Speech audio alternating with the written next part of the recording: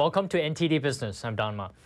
All three major indexes in the U.S. ended the week with gains. A slew of earnings from big tech companies, economic data, and central bank announcements boosted investor confidence in a soft landing for the U.S. economy. S&P 500 gained 44 points, or 0.9%.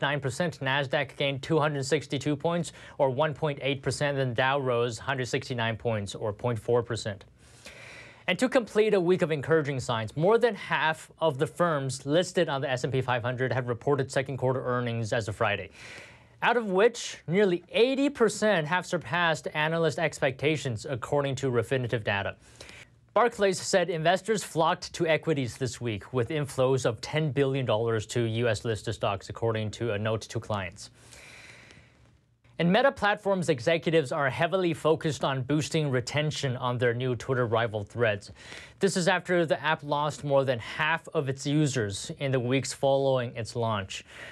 CEO Mark Zuckerberg told employees this on Thursday. He said, quote, "If you have more than 100 million people sign up, ideally it would be awesome if all of them or even half of them stuck around. We're not there yet." Meta is looking at adding more retention-driving hooks to entice users to return to the app. And just a side note, Zuckerberg responded to a question on the proposed cage match against Elon Musk. He was not sure if it's going to come together. And another consumer sentiment survey out today, and it seems like Americans are feeling more upbeat about the economy. That's according to a University of Michigan consumer survey released Friday. According to this newly released data, consumer sentiment went up 11% from June to July. That brings it to its highest level since October 2021.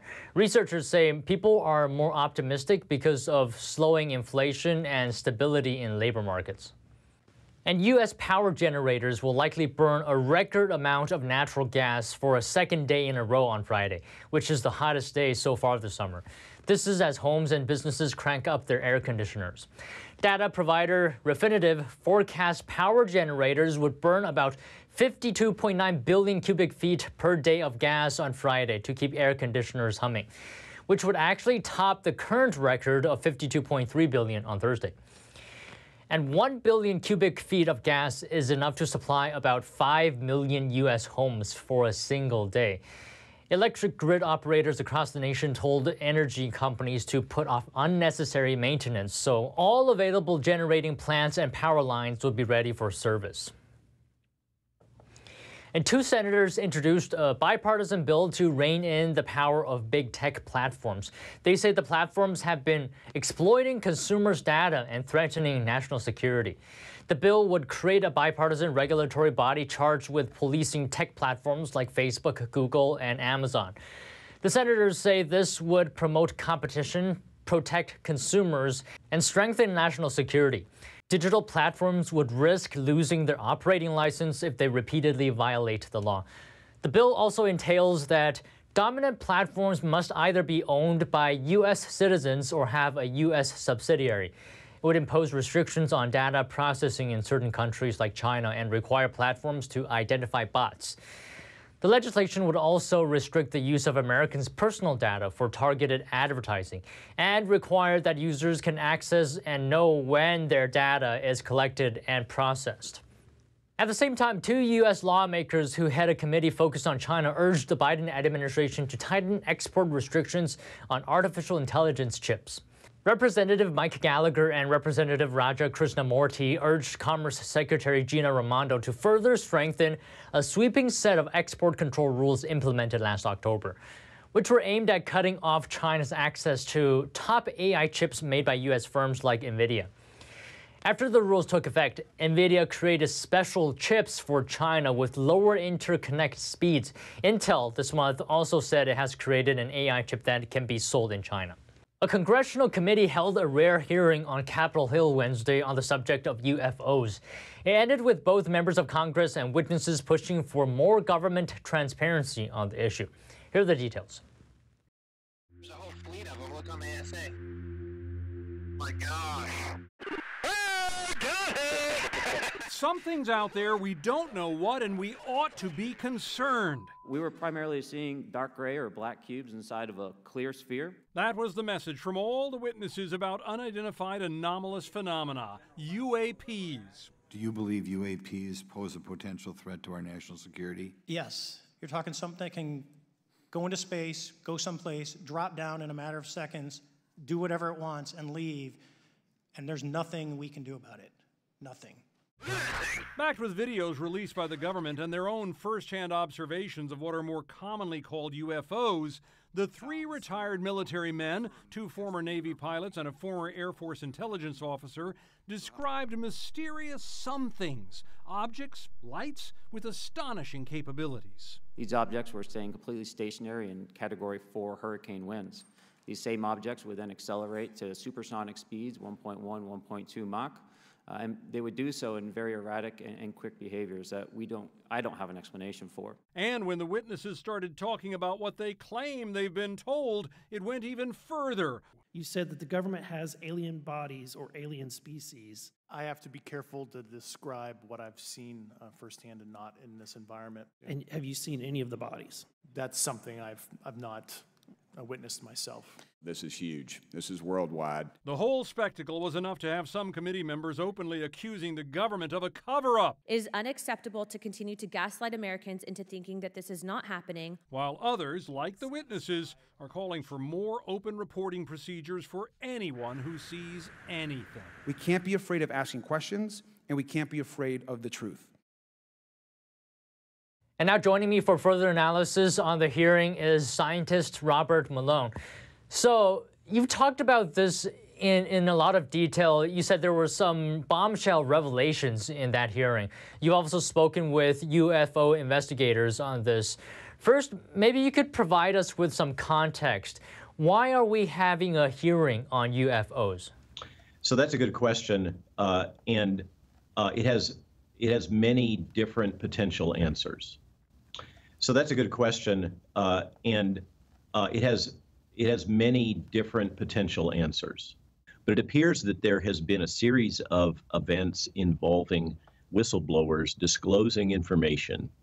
What they're asserting is that we have a multi-decade history of UAPs, that's the new nomenclature acronym, unexplained aerial phenomena, for what we used to call unidentified flying objects, UFOs. So it's a broader definition. There's apparently assertions that there have been many of these, whatever they are, unexplained aerial phenomena, physical objects shot down and artifacts are recovered. And there is a series of assertions that these objects, I don't want to call them vehicles, I don't know what to say about them, but these objects that have certain key characteristics that were described during the hearings have been interacting with both military aircraft and civilian aircraft for a very long time, particularly along the eastern seaboard, but also out in the Pacific Ocean, and that many high-altitude civilian airliners encounter these objects routinely on the horizon. They observe them. Many of these objects appear to move in formation, and that these objects may represent threats to both civilian and military airspace safety, let's say. There is other physical characteristics like these objects would accelerate rapidly, move both horizontally and vertically up into space or down into terrestrial space, airspace. Their mobility were described as inconsistent with the ability of a human to sustain G-forces, the kind of acceleration and movement that was observed. Okay, let me just summarize a little bit what you said. So the people who testified, they claim to have witnessed these so-called UFOs, and they described their... Yeah, would you like to say something? Witnessed and or investigated. One of them was a lead on the unit that has been designated for investigating these events.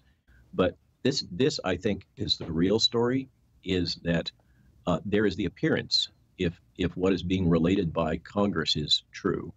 There has been a concerted effort to hide all of this information from congressional oversight for a very long period of time. And various statements have been made, such as the people involved in this, let's say, withholding of information have made statements such as they don't wish to share this information with temporary federal employees, which is a euphemism for elected officials. So they view elected officials as temporary employees. This very much is embedded in both the intelligence community and the Department of Defense, these activities and this suppression of information and the compartmentalization. And that has really got a number of congressional representatives aggravated, I think for good reason. The assertion that the intelligence community and the Department of Defense feels justified in withholding information from congressional oversight relating to these events and objects. Beyond the salacious aspects of, do we have aliens? And do we have alien technology? And has the United States military industrial complex been withholding that alien technology and distributing it to selected military contractors for reverse engineering? If so, how much of that reverse engineered technology do we take for granted as part of our daily lives? What have been the advantages associated with that? If there are craft or craft remains, how have those been distributed to selected contractors, which gives them a opportunity, business and financial wise, to gain not just a competitive edge on our geopolitical opponents, but also on any other competitors in the technology space? So there's a whole cluster of questions around these policies and activities and withholding of information and resistance to congressional oversight that transcends the issue itself of whether or not there is alien life that is interacting terrestrially. And the whole thing is remarkably similar to what we've seen again and again and again now since Operation Mockingbird in the 60s, where we have a coordinated effort by press, corporate media, and the intelligence community to selectively craft and modify narratives using tools like defamation, gaslighting, etc. And we see this, obviously we saw a lot of it during the COVID crisis. We're seeing it deployed politically on a routine basis. And it appears that this has been deployed in this topic area, whatever the merits are, for a very long time. And that, in my mind, is the true story here. Everybody is easily distracted by, ooh, is there aliens here? But whether or not there are, we have an increasing body of evidence that the intelligence community is overclassifying information, withholding information, resistant to congressional oversight. There's a whole lot of information that supports what we've already been seeing in terms of whatever euphemism you want to use, the administrative state, the intelligence community, acting in ways that are contrary to the Constitution and to the logic of the role of Congress in guiding appropriations and providing oversight. And as far as I'm concerned, that's the big story right now. Why is this a concern for the public? So that was the core theme, that these events and these technologies and these interactions represent a threat to both civilian and military airspace and air activity. And furthermore, this was consistent with the testimony on this topic is consistent with some other things we've seen. Apparently, both military and civilian pilots who report these things are at risk of losing their job, accreditation, etc. This type of retaliation that we've seen against physicians and many other things apparently also has been ongoing among both military and civilian pilots who believe these represent threats. They risks to the aviation, both military and commercial. And those threats are not being well characterized. They're not being mitigated. They're not even allowed to be captured. There's no system apparently in place to allow pilots to report these. And there's very strong disincentives for pilots to report them when they encounter them. And then yet apparently they're encountering these things fairly routinely. All right, Dr. Malone, I wish we had more time. Maybe we can continue this conversation another day, but thank you so much for your time today. My pleasure, and hope you have a great day.